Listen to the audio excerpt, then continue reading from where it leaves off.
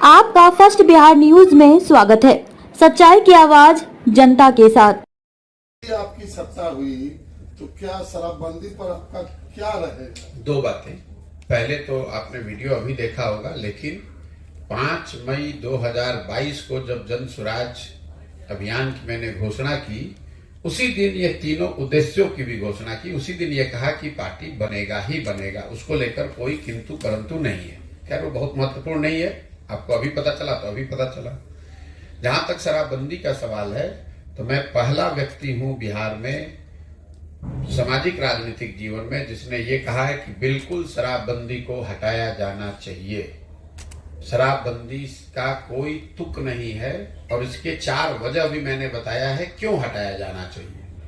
पहला, शराबबंदी के जरिए दुनिया में कोई ऐसा प्रमाण नहीं है कि शराबबंदी के जरिए किसी समाज का, राज्य का, देश का भला हुआ हो, आर्थिक या सामाजिक। अगर दुनिया में लोगों, इतने बड़े बड़े देश हैं, इतने बड़े राज्य हैं, इतने विद्वान समझदार लोग हैं, अगर शराबबंदी के जरिए ही सामाजिक आर्थिक उत्थान संभव था तो दुनिया में बहुत लोगों ने यह प्रयास किया होता।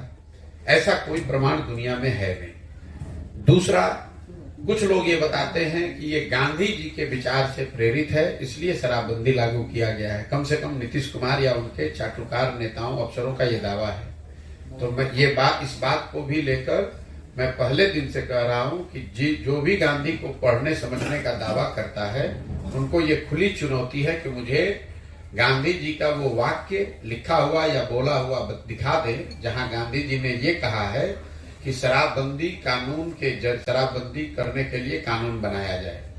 गांधी जी ने शराबबंदी की बात नहीं कही है, उन्होंने शराबबंदी को सामाजिक प्रयास के तौर पर बताया है कि शराब पीना बुरी बात है, शराब न पिए लोग, इसके लिए सामाजिक स्तर पर प्रयास होना चाहिए।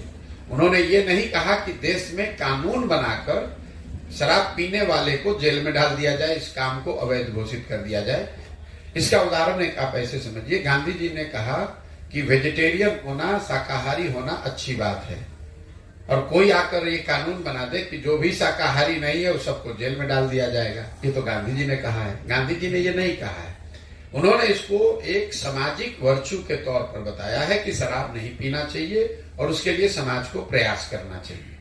उन्होंने ये नहीं कहा है कि सरकार शराबबंदी के खिलाफ कानून बना दे। तो अगर, और ये मैंने चुनौती दी हुई है खुली, कि अगर किसी के पास गांधी जी का ये कहा हुआ नीतीश कुमार ये दिखा दें तो मैं उनकी बात को मान लूंगा। तीसरी बात, इस शराबबंदी बिहार में लागू है कहां? अगर मान लीजिए 1 मिनट को बहस के लिए कि शराबबंदी का कुछ फायदा है भी, तो लागू होगा तब तो फायदा होगा, लागू तो है नहीं।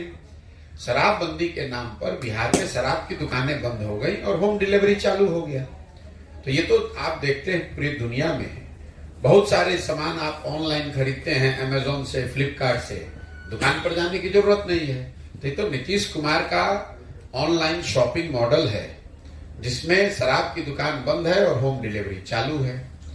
चौथा, इसका जो कुप्रभाव है, आर्थिक कुप्रभाव ये है कि बिहार जैसे गरीब राज्य का हर साल 15 से 20 हजार करोड़ का राजस्व का नुकसान हो रहा है।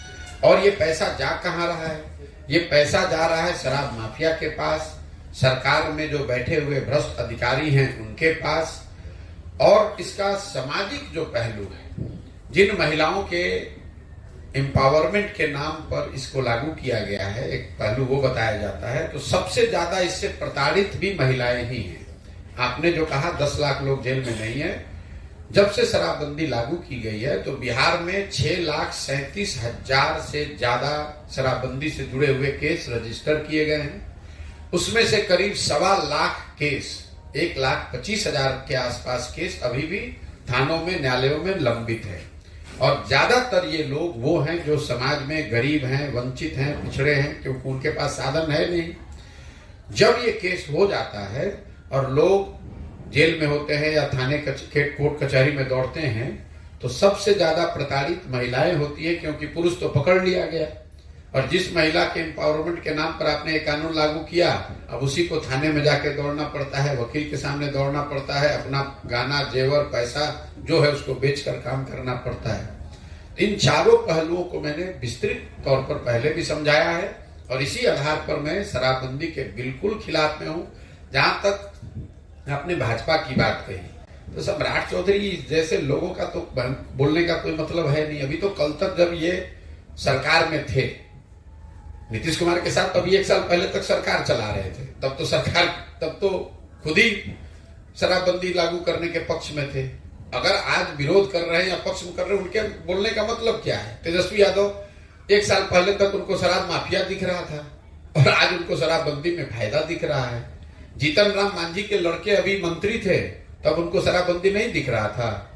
जब अब सरकार आएगा तब बदलेंगे। उनका लड़का था ना अभी मंत्री, अभी कल मंत्री बनेगा तो शराबबंदी से उनको फायदा दिखने लगेगा। धन्यवाद। वीडियो को लाइक करें और चैनल को सब्सक्राइब करना ना भूलें।